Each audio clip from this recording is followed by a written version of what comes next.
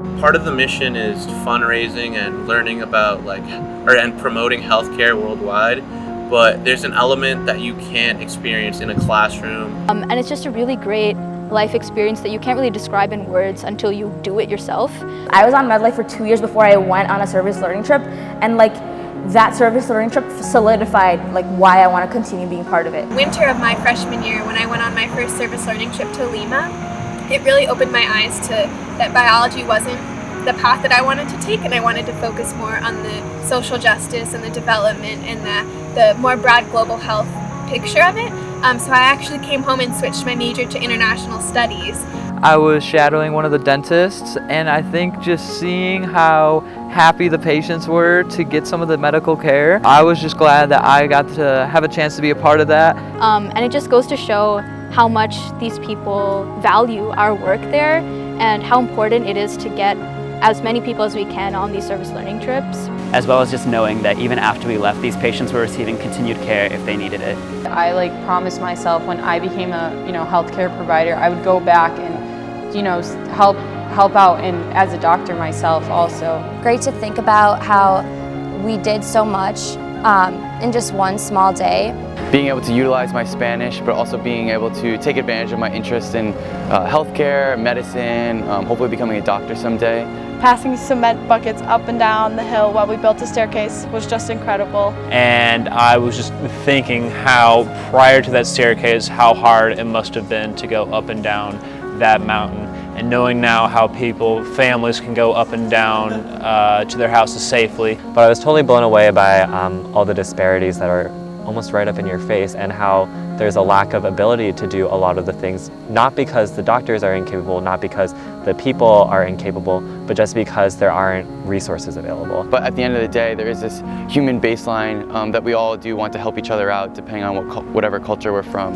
So it's very, very rewarding, and it's very, very eye-opening to go on a service learning trip.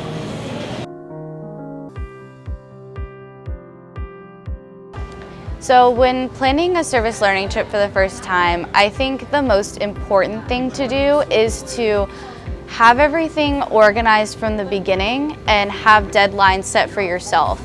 Even if you don't have to be signed up until March, tell them February or tell them January. Before we went on our service learning trip, we actually had a few meetings to help the members prepare for the trip.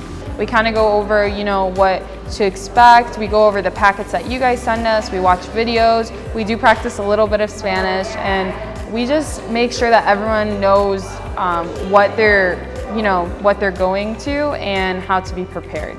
We have a panel of people who have gone on the event in previous years, and they talk about their experience. Actually, something that I found very helpful, we offer group airfare, just to be helpful and for people to, especially parents, to feel okay with their kids going abroad with a group and with their university. Something that would have been very helpful to do before going is having a triage workshop, because at very many stations that they have at the mobile clinics, it's very helpful to know how to use the equipment they have, how to help the doctor in the best way that you can. So that's something that could be really helpful for going on a service learning trip. And especially when you're carrying the heavy equipment from the buses, it's just very, I would wish I bought better shoes to help me and help them. Not everything is going to go perfectly, and that's okay. Framing the service learning trip in as positive of a light as possible will be ideal to make sure you get the most out of it. I would also definitely say to implement cultural sensitivity, if anything else, and know how to respect going into somebody else's culture and helping them without making it a mission trip, without being too overbearing, and while understanding and respecting their beliefs and their cultures. As soon as you make the decision to go on an SLT, begin fundraising early, because that takes off so much of the pressure, and it makes it so much easier when it actually comes time to take your trip. And for anyone who's trying to go on a service learning trip, it can be very expensive. So working with student government is usually a very, very helpful thing. And I think, I wish I had gotten better direction in okay, corporate sponsorship is not easy, and it's not a one-time thing. You have to constantly be reaching out to companies, constantly bombarding them. So for our fundraising for trips, we do a little bit of fundraising from the chapter and then fundraising individually. And then a portion of that money will go toward paying for scholarships for people to go on trips. Also, we apply for funding through Cornell since we're a club there. And every year we get a different allotment of money from them. That part of it can be spent on our trips as well. Use as much of your funds as possible for the service learning trip, because if you cut down if you give people reimbursements, cut down the cost of their trip, you're going to get more people, and that's just going to have more of an impact on a global scale. MedLife kind of does service learning trips how they're supposed to be, and I feel like nobody really talks about that. Talking about the patient follow-up program and things that kind of make our service learning trips more responsible compared to others, and I think that's something worth learning and worth noting when choosing a trip.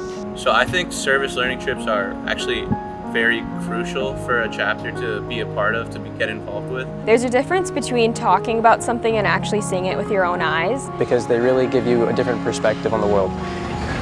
It's very easy to get caught up here in the US, like with classes and with school.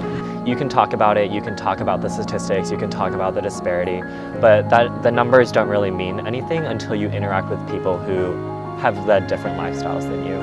Just realizing that the movement is bigger than ourselves, our members, and our chapter. It's vital to the character of our members, and we see that as very, very important.